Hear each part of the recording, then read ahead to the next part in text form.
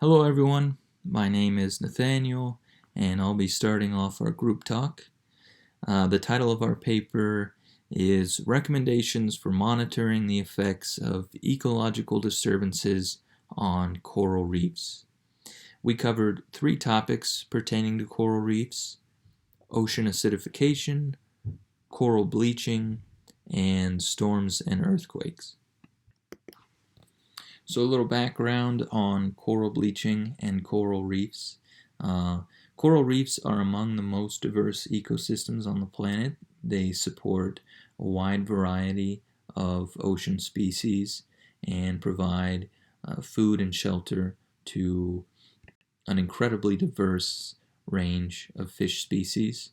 However, when corals become stressed by changes in conditions such as temperature, they expel the symbiotic algae living in their tissues. So corals have a symbiotic relationship with algae. The algae provide energy through photosynthesis, which allows the coral to grow. But when they become stressed, they'll expel the algae, causing them to turn completely white, and this is known as bleaching.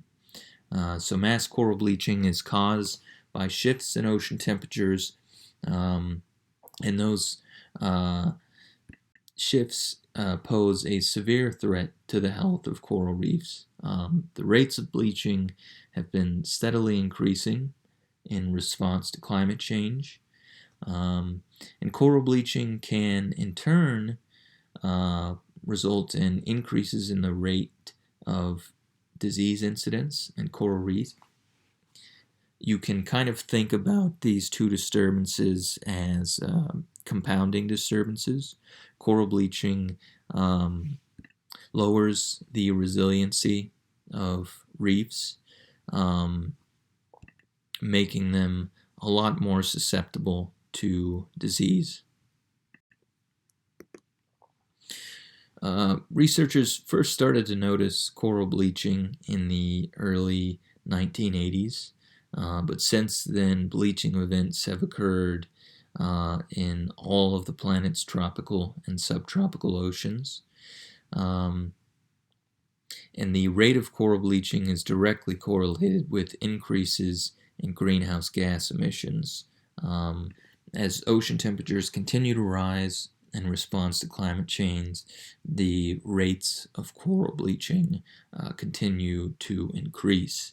And it's worth noting that coral bleaching doesn't always occur as a result of higher than average ocean temperatures. Occasionally, bleaching events occur as a result of big shifts in temperatures in the opposite direction. So really anything outside of the norm for the coral reefs is going to cause it stress. And corals can survive a bleaching event, but when they are bleached, they're under more stress and they are more subject to mortality, so they're more likely to die. In 2005, the U.S. lost half of its coral reefs in the Caribbean Ocean in 1 year due to a massive bleaching event.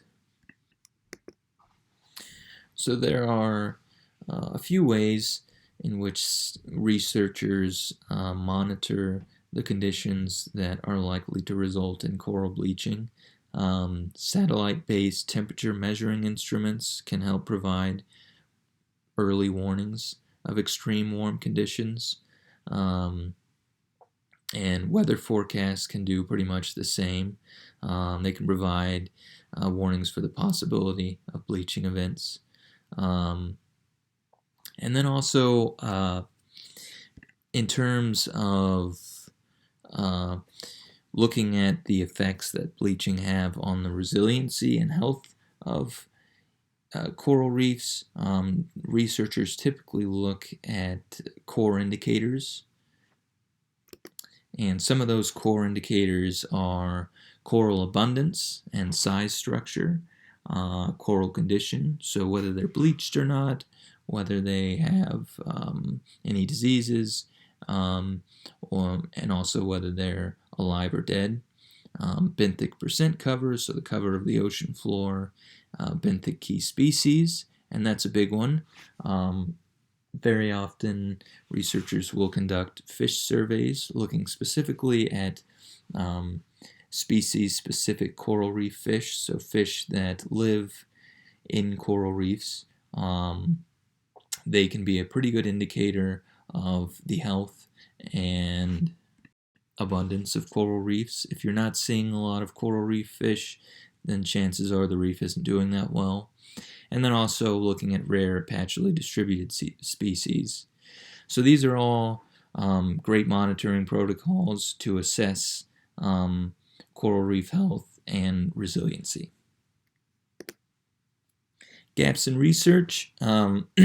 Future research should continue to investigate the effects that continued rises in ocean temperatures will have on coral reef ecosystems. There's a lot that we still don't know, and the more we learn, the more we will be able to develop policies which can help mitigate coral bleaching. We also need better predicting tools to forecast bleaching events. And then lastly, we need effective natural resource strategies which can either prevent, reduce, or mitigate coral bleaching. And those strategies will probably involve limiting greenhouse gas emissions, limiting commercial fishing, and certainly limiting pollution, specifically ocean pollution, which might affect coral reefs. So that's it for my part. Thank you.